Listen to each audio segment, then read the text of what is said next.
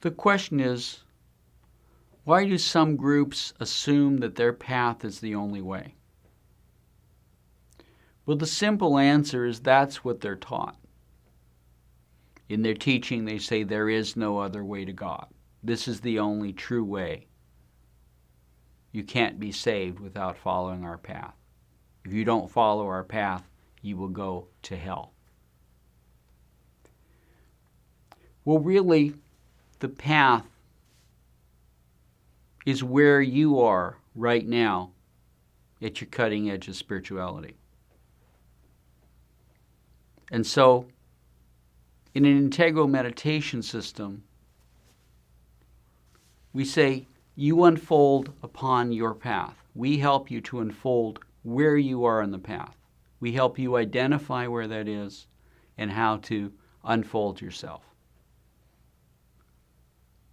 And from this perspective, we see that, there are many ways that one can approach God, many ways that one can believe in God, many ways that one can invoke God, many ways in which you can draw down the grace and power and love of God. But we see that as the ensouling entity tracks across this great continuum of consciousness, we see that it will go through many, many different horizons in which the different forms of God are found.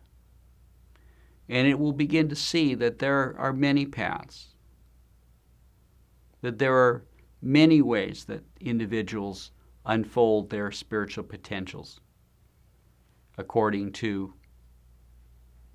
the practices they do, according to the karma that they have to work out.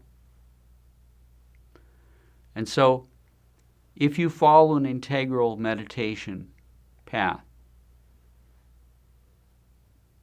to its very culmination, you come to see each and every path, and you see each and every path has its place in the great plan of God. And so you come to respect every tradition.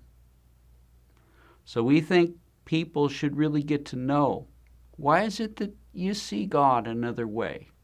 Instead of saying my way is the only way, maybe we should talk to one another and says, well, how is it that you see God that way when I see God this way?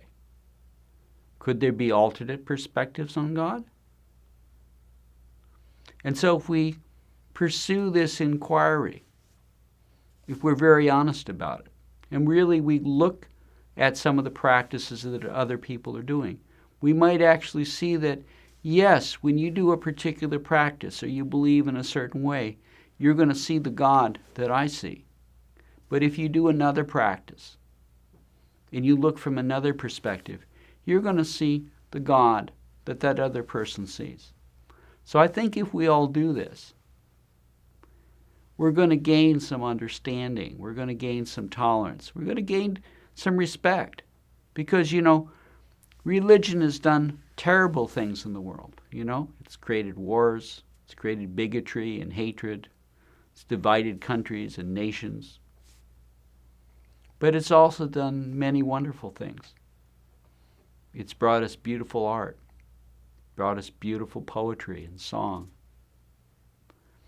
It's inspired people to great acts of charity and courage and compassion. And so if religion lives up to its credo, if it lives up to its purpose,